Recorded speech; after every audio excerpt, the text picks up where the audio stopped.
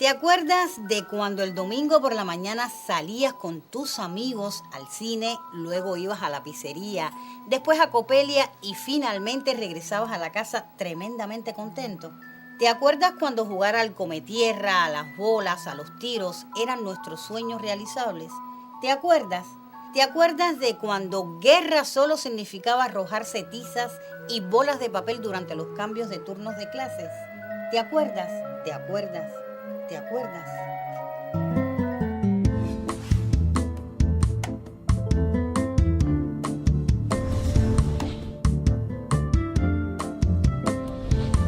¿Te acuerdas? ¿Te acuerdas de eso?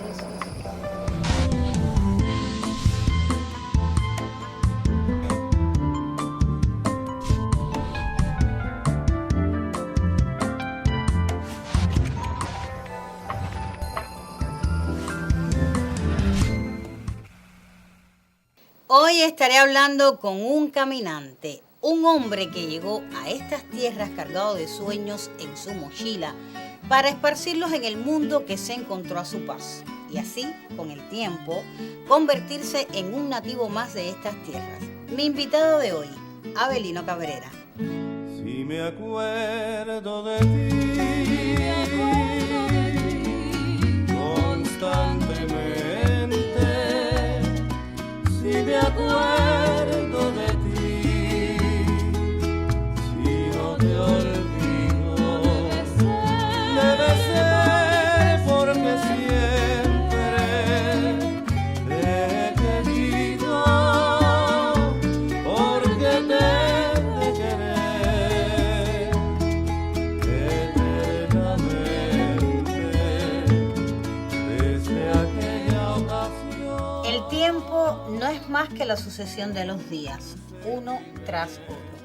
Y hay hombres que en la sucesión de sus días dejan huellas a través de la historia. A mí me complace muchísimo estar conversando hoy en Te Acuerdas con Avelino Cabrera Palau, a quien ya le doy la bienvenida. Qué gusto, Avelino, que estés aquí conmigo para estar conversando un poco de la historia precisamente suya. Bienvenido. Muchas gracias por la invitación.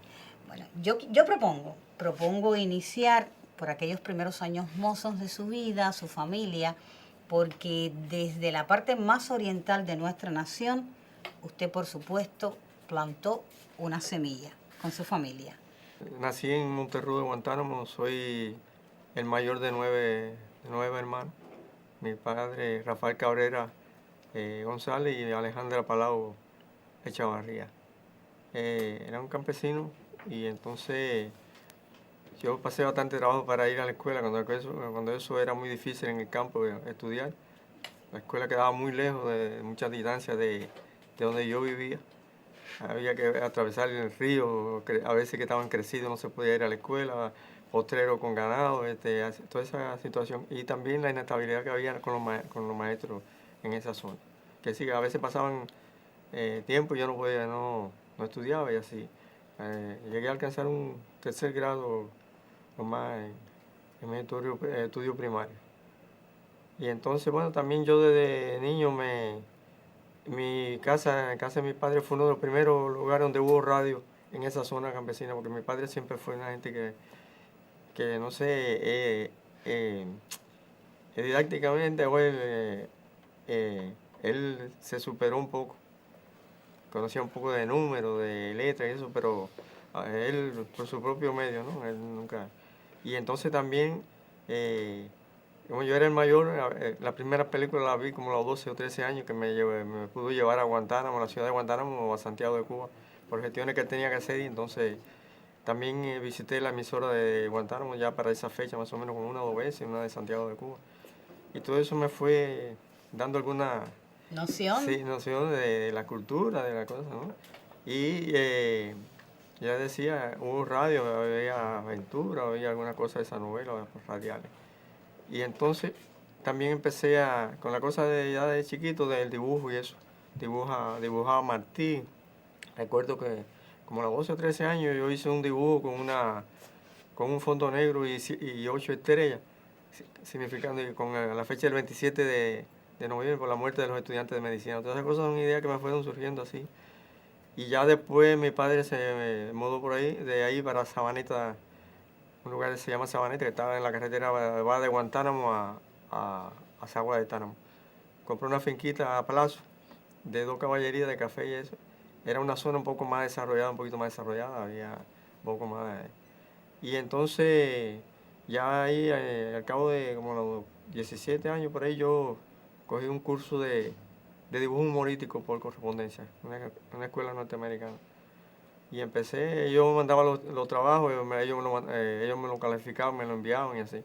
Pero entonces cuando me empecé con el movimiento, la clandestinidad, el movimiento 26 de julio, pues abandoné el curso también, ¿no?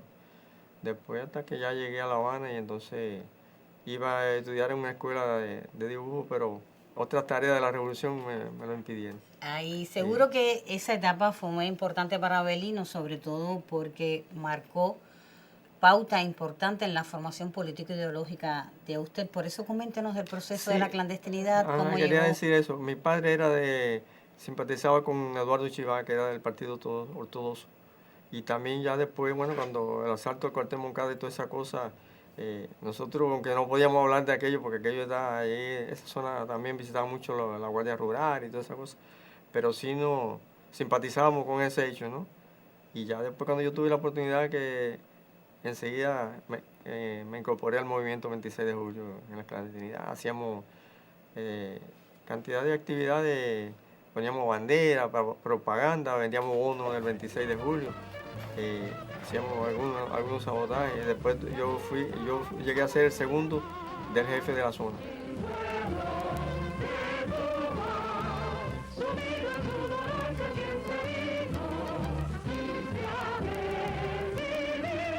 Triunfa la Revolución, Avelino, y por supuesto usted asumió nuevas tareas ya con el triunfo revolucionario en nuestra nación. Viajó a La Habana y me hago como que el recuerdo que en su infancia tuvo usted en casa el privilegio de contar con un radio. Y le pregunto, a partir de ahí, de tener de niño un radio y escuchar novelas, noticias, ¿le nace el deseo de incursionar en los medios? Ya en Sabaneta, yo hacía como un programa, hacía una serie de aventuras de radio en los cafetales y eso, los trabajadores. Yo hacía los efectos de sonido, hacía la voz de los personajes, de los animales. Y bueno, entonces los trabajadores se paraban en un horario del día que yo hacía eso, para escuchar la continuación lo hacía por capítulo, todos los días hacía un capítulo distinto y eso. Y hacía un programa de radio, me acuerdo que se llamaba Reinaldito en la selva, y otro me acuerdo, tenía otro, eran aventuras, sí, yo hacía todos los efectos y todas las cosas de radio, iba narrando y todo. ¿Quiere decir que escribió usted también el contenido de esas No, eso lo historietas hacía radiales? improvisado, eso lo hacía improvisado en el momento, eso era en el campo. Atención, porque estamos hablando de su afición por la radio, ahora hablamos de la improvisación y son, por supuesto, que características que marcaron en la labor años después en usted, Avelino. Después de llegar a la isla empecé a trabajar en la radio, pero bueno, ¿cómo llegué a la isla? ¿Cómo llegó a la isla, Avelino? Yo no llegué a La Habana en el primer grupo que llegó porque me quedé pasando una escuela en Mayaría y abajo. 1 mes o 2 meses estuvimos y ya después terminamos la escuela y entonces fui al cuartel Moncada, allí me dieron una boleta y vine para La Habana. Yo solo en una guagua de aquella Santiago Habana creo que era, y me mandaron para Colombia. Llegué a Colombia, el comandante Pinar entonces me mandó para el Castillo del Príncipe como custodio ahí en el Castillo del Príncipe. Ahí estuve varios meses, estando en el Castillo del Príncipe. Recuerdo que vine por primera vez a la isla en los primeros meses del 59, custodiando un preso en un avión que lo enviaron para aquí, para el presidio de aquí. Así que vine a la isla sin saber que después iba a venir muchos años después otra vez. Y a quedarse. Sí, pero bueno, cuando aquello teníamos una idea de que no conocía la isla, que era una cosa chiquitica, que se podía ver de un lado a otro las costas del territorio. Así que no pude ver mucho. Llegué en el avión, fui al presidio, entregué el preso y regresé otra vez al Castillo. Y estando cortando caña en Pinar del Río, me llegó un telegrama de la juventud que me presentaron a La Habana, que tenía que venir para la isla con un contingente. Y vinimos un contingente de 1.200 jóvenes en el barco Jibacoa. Creo que fue el primer viaje del barco. Llegamos aquí el 19 de abril de 1967. En el 67, Con 1.200 jóvenes. Éramos 120 militantes de la juventud y el resto eran jóvenes que no trabajaban ni estudiaban y eso. Así que nosotros teníamos que trabajar con esos jóvenes aquí, formarlos. Es decir, no sé si tú oíste hablar del campamento samurái y los vikingos. ¿cómo no? Bueno, yo era del campamento samurái. ¿Y cuáles fueron las primeras tareas que desarrollaron esos jóvenes ya para ese entonces aquí en la isla? La agricultura, sobre todo. Ellos tenían que estudiar también, pero bueno, tenían una parte del horario del día, estudiaban y otra parte trabajaban. Cortar la piel, una hierba que es para el ganado y eso, un forraje para el ganado. Hicimos muchas cosas, después chapear, ya después entonces esos muchachos pasaron a ser atendidos por militares y entonces nosotros pasamos a otra parte de la agricultura en la isla. A mí me mandaron para un campamento Argelia Libre y ahí estuve dirigiendo también un grupo de esos. Después que yo pasaron para esos campamentos militares, yo empecé a atender un grupo de jóvenes, de muchachas, ahí en el campamento de Argelia Libre. Después las muchachas pasaron a otras actividades y a mí me pasaron para la Granja La Victoria a trabajar en los cítricos. Y estando ahí empecé por la juventud, ahí pasé al partido ya porque yo era militante de la juventud de jovencito de la JR. Y ahí empecé por la juventud, me nombraron como corresponsal voluntario del periódico Victoria, Juventud Rebelde y Radio Caribe. Yo hacía información de todas las actividades y todo lo que se hacía en toda esa zona de la Victoria. Yo lo mandaba con un guagüero, lo traía yo personalmente, lo llamaba por teléfono, como quiera. Y ya por mi trabajo, cuando cumplí los 2 años ya me podía ir, pero entonces Manuel Andrés Mazorra, que era el director de Radio Caribe, ya me conocían, Cándido Domínguez, Ernesto Medina, y me hablaron conmigo para que yo no me fuera y que viniera a trabajar a Radio Caribe como periodista.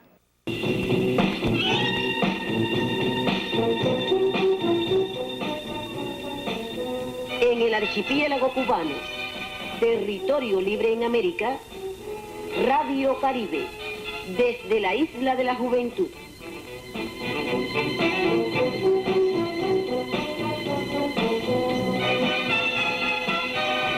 Información matutina para miércoles 11 de marzo. Ya en la emisora Radio Caribe como periodista, ¿cuáles fueron las tareas? Porque después supe en diálogo con usted que estuvo al frente del departamento informativo, hizo trabajo reporteril y después, por supuesto, labores importantes en el área de programación. Sí, ¿Cómo fue esa etapa? Bueno, llegué a Radio Caribe, empecé a trabajar como redactor, ya después también como reportero, y así fui superándome por cursos de correspondencia de periodismo, profesores de la universidad que venían aquí nos daban cursos nosotros también, y también participé en muchos seminarios, eso en la UP Nacional, en el ICR. Fui delegado al 3er Congreso de la UPEC, que tuvo Fidel con nosotros, también en un pleno que se hizo en la ciudad de Camagüey, ahí se inauguró un hotel con nosotros, el Hotel Camagüey en Camagüey, y así me fui superando, ¿no? Y entonces, bueno, llegué a ocupar el cargo de subdirector informativo. Y trabajé unos cuantos años en el periodismo, miembro de la delegación de la UP aquí de la isla también. Pero bueno, después más adelante un cambio de dirección que hubo en la emisora. Durante yo estuve en la emisora, casi 30 años, pasaron como 10 directores por Radio Caribe. Y entonces yo pasé a trabajar en la parte de propaganda radial. Es decir, primero relaciones públicas y eso, pero fundamentalmente ya después realizador de menciones radiales, de los organismos, del partido, durante muchos años. Bueno, me jubilé en esa función. Incluso tuve un premio nacional por una mención que hice sobre el riego de los cítricos y eso. Y después en la emisora hice de todo. Hasta en una novela la adaptación de La Batalla de Argel, que la hizo Jorge Pérez, participé como actor en esa novela. Dirigí programas infantiles, hice guiones de programas infantiles, un programa que hice que yo creí que se llamaba Hombre y Mar, dedicado a los pescadores, a la gente, a los marineros, eso, gente del mar. Trabajadores de la zafra, no sé cuántas cosas yo hice en la emisora. Siempre tuvo Avelino la inquietud de desbordar sus pensamientos y adornar esos pensamientos con notas musicales. Quiero que hablemos entonces, Avelino, de esa bella etapa de su vida en que desbordó todo ese pensamiento a la música? Quería decirte todavía hablando de los programas, yo hice un programa que me marcó mucho, que fue, aquí se cuenta la historia, un programa histórico que yo hacía, que por ahí pasaron personalidades importantes de la isla toda, combatientes, bueno, héroes o destacados del trabajo en cantidades. Y entonces ahí hice un programa con Pablo Porras Gener, fue un escultor que tuvo aquí, ¿Cómo no? fue comandante de la Guerra Civil Española. Y hice 7 programas con él y guardé los testimonios, los transcribí y en este momento estoy escribiendo un testimonio sobre su vida, es muy importante la historia de... De hecho, hay uno de los salones importantes de las artes plásticas en la Isla de la Juventud que lleva Y precisamente la unidad el también nombre tiene un premio, se llama Memoria. a Pablo Porras Gener. Gener. Desde la música, yo desde muchacho también yo tenía mis inquietudes ya, desde niño, ¿no? Hacía mis números musicales, yo mismo le ponía la música a mi manera ahí. Ya estando en La Habana, ya me dediqué un poco más. Cuando yo vine para la isla ya tenía varios números inscritos. Uno se llamaba Luna Habanera, Por tu alma de chiquilla, Ven chiquilla mía, Si te vas, es una serie de...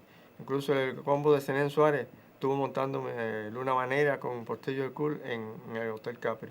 Yo fui a varios ensayos ahí, pero después me fui para una zafra para Camagüey, después Portillo del Cool se separó del grupo de Zenén Suárez y nunca llegamos a montar el número ese. Y así, eso fue, ya yo tenía esa inquietud de la música también. Entonces ya después estando en Radio Caribe, bueno, antes de estar en Radio Caribe hice algunos números, me recuerdo estando podando en el cítrico. Se me ocurrió, ese era un trabajo que era muy tranquilo, con una tijera, cortando gajitos, toda cosa en los cítricos. Y entonces con eso estaba la guerra de Vietnam. Y entonces yo pensaba... Tú piensas en muchas cosas mientras estás haciendo ese trabajo porque casi no habla con uno. Y entonces me hizo un número que se llama Soy Podador, pero en la letra habla de que en otra parte están matando gente, la bomba y todas esas cosas, y entonces aquí el silencio del serrucho y la tijera, más o menos está relacionado con eso. Hay un número, Abelino, que diría yo que es emblemático y con seguridad lo afirmo, es emblemático para la música pinera y que trascendió las fronteras de la música pinera para llegar a ser emblemático en la cultura cubana. Hablo precisamente del sucusuco María Elena. Yo conocí una nena muy linda, muy bailadora. Yo conocí una nena muy linda, muy bailadora. Que se llama María Elena y baila cada hora. Ay, María Elena. Yo quiero bailar con María Elena, mi sucusuco. Yo quiero bailar con María Elena, mi sucusuco. Usted fue el compositor de este número tan emblemático de la cultura nuestra. ¿Cómo le nace la idea? Así como dijiste tú, se llamaba inicialmente. Inicialmente se llamaba el Sucusuco de María Elena. Ya después cuando se inscribió quedó como Yo quiero bailar con María Elena. Ese Sucusuco un día se estaba grabando el Guateque Pinero y precisamente era el grupo de Mongo River que estaba amenizando el programa. Entonces yo me le acerqué a María Elena y le dije, te voy a sacar un Sucusuco. Hay que decir que María Elena era una trabajadora de Radio Caribe, exacto. Sí, compañera mía de trabajo, una joven muy bonita, muy elegante. Cuando yo llegué aquí ella tenía unos 16, 17 años, ella empezó muy jovencita. Y entonces yo, era muy bonita, pero bueno, no quiere decir que yo estuviera enamorado de ella, pero sí me inspiré en ella, ¿no? Y entonces hice la letra, yo todas mis obras, aunque no soy músico, yo le pongo la música, todas mis obras, incluso tengo himnos, tengo música infantil, y a todas mis obras yo les pongo la música. Un sucusuco que dedicado a María Elena también, que se llama La Dama del Sucusuco, que lo interpreta Clásico Pinero. Yo lo hizo la letra, la escribió un hermano mío que vive en Guantánamo y yo le puse la música, que se llama La Dama del Sucusuco. Por los 25 años del Sucusuco yo quiero bailar con María Elena. Y entonces, bueno, ese Sucusuco yo hice la letra, se la enseñé a Mongo River, se lo tarareé ahí, él se lo llevó, después él me quiso cambiar un poco la letra porque me puso cosas de María Elena, pero que yo sabía que no lo hacía, que no lo hacía así, como que yo trabajaba en el 100 por 1, que era destacada en la guataquea, en los cítricos, en una serie de cosas. Y además que le quitaba eso no le va a favorecer el número, ¿no? Y entonces yo lo hice otra vez, lo ajusté a la letra que yo había hecho y se lo entregué a él de nuevo. Él lo montó, lo popularizó, se estrenó en un programa de Guateque Pinero después. Y yo no me apuré en inscribir el número, se popularizó muy.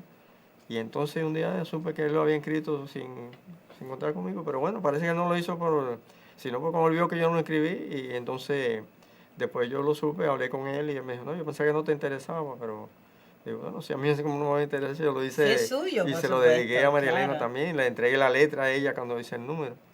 Y ya hablamos con él, hicimos una carta, él la firmó y yo la llevé al Senda, que no existía la Las ACDAN. dan hasta Sí, ese era el entonces. Senda que registraba los números montes. Lo primero que yo hice en La Habana, lo registré en el Senda cuando aquello. Y entonces yo fui al Senda, expliqué lo que había pasado y ya me entregaron mi certificación como autor también del número compartido. Y a partir de ese momento, bueno, pues empezamos a cobrar la mitad el derecho de autor del número. Y yo conocí una nena muy linda, muy bailadora.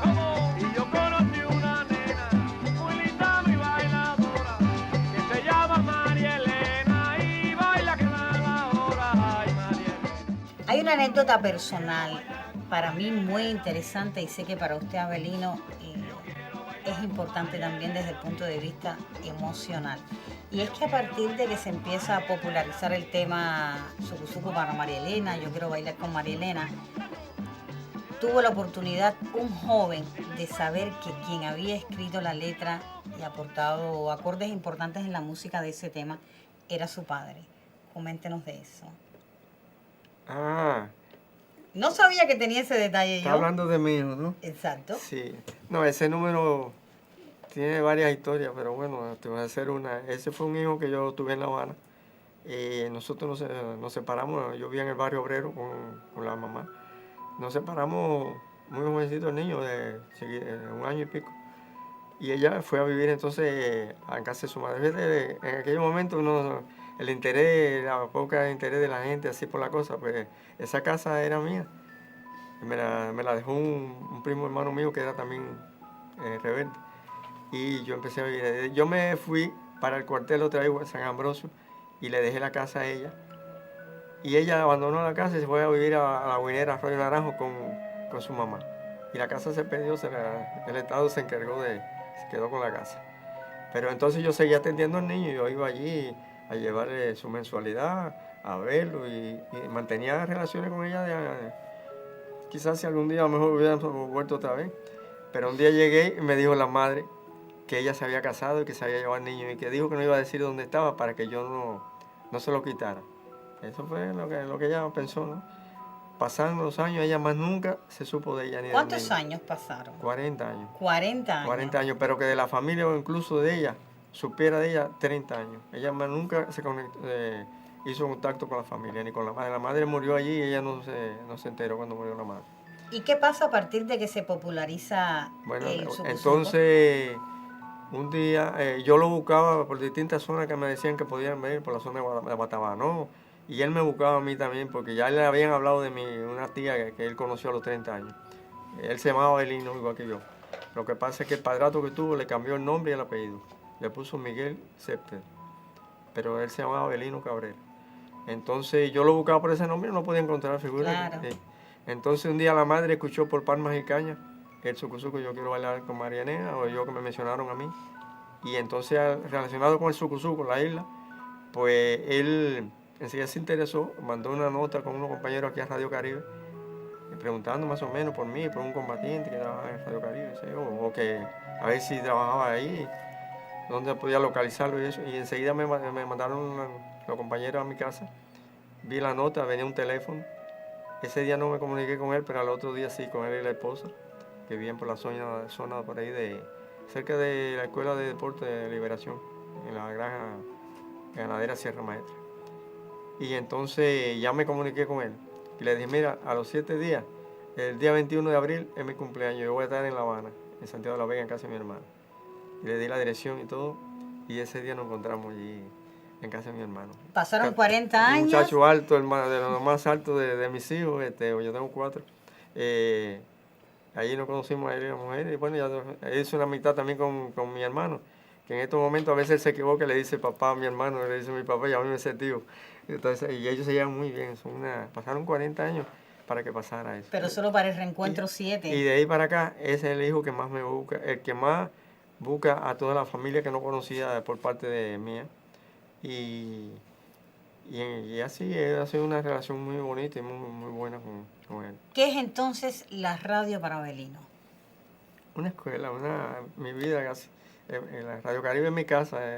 Cuando yo me jubilé y en una despedida que me hicieron los compañeros del NUC, todo eso, me pusieron que yo era un medio básico de la emisora. Recuerdo yo esa etapa porque ya trabajaba con usted. Sí. Oye, Katy, hay otra cosa que yo tuve, alguna relación con el cine sin haber sido... ¿Con el cine también? Sí, pero sin querer, es decir, nunca llegué ahí fue una fluctuación prácticamente. En el Ejército Rebelde, estando en la cabaña, cuando se fue a hacer la primera película que se llamó El Joven Rebelde, dedicado a la revolución, eso. Nos llevaron a 2 o 3 compañeros que teníamos ovarios y pelo y todo a Alicay. Allí nos atendió el cineasta Manuel Octavio Gómez. Nos hizo varias pruebas allí, qué sé yo, incluso a mí me hizo una prueba, como que me estuvieran picando las hormigas y en medio de un combate, qué sé yo. Dígame que como actor también. Sí, entonces yo hice así, miré para arriba, así, y dice, ¿por qué tú miras para arriba? Y yo, por si vienen los aviones. Y dice, está bien eso. Que yo. Bueno, la cosa es que al final hicieron la película con un joven que ni tenía barba, ni tenía, no sé si tú llegaste a ver algún día esa película. No, lamentablemente El Joven Rebelde, un jovencito que no tenía ni barba, ni pelo, ni nada, pero bueno. Después ya en la isla, cuando se filmó la Gran Rebelión del director Jorge Fuentes, nos movilizaron a Florencio Gómez y a mí, para la zona de Ciguanía. Un mes estuvimos movilizados ahí con todos los compañeros que estaban filmando la película. Nos dieron ropa verde olivo, botas nuevas, gorra, de todo. Tuvimos que enfangar, rayar toda aquella bota. Claro. Nos filmaron ahí abriendo trincheras, tirando con una 4 bocas ahí cerquita del Hotel Colonia ahí. Ya, claro, afición también por la actuación sí, tuvo lo que en la edición no sé si salió esa parte porque no la vi en la película. Seguro que sí. Después el Mundo Latino hizo un documental también que se llama Una isla en el tiempo, no sé si la has visto. ¿No has visto documentales? Esa sí tuve la oportunidad de verlo. Ahí sí, al fin salí en esa. Ya, claro. Como actor también se le reconoce la labor a Avelino Cabrera. Intenté, la pero isla de la juventud llegó no siendo Pinero desde el oriente del país y pregunta resumen, Avelino. ¿Qué es la isla para usted? Para mí la isla ha sido todo. He aprendido mucho, ha sido, no sé qué decirte del significado que tiene la isla para mí. ¿Me lo dice? Nosotros cuando llegamos aquí en la columna juvenil agropecuaria, teníamos una consigna que decía jamás abandonaré mi isla. Pero muchos la abandonaron después. Yo fui de lo que cumplí y estoy hasta ahora. No sé si algún día lo haga. No, claro que no. Gracias, Avelino. Yo diría que es plenamente pinero usted. No guantanamero. Pinero. Tengo una gran relación con la historia pinera en estos momentos. Me siento. Yo no sé, por lo menos la cultura pinera yo no habría aportado mucho, pero yo pienso que sí. Es mucho en mí. Ya, qué bueno. Gracias, Avelino, por estos minutos de complicidad en nuestro programa ¿Te acuerdas? Pasarán los años y la huella de Avelino estará presente en el corazón y en el alma de todos los pineros. Muchas gracias.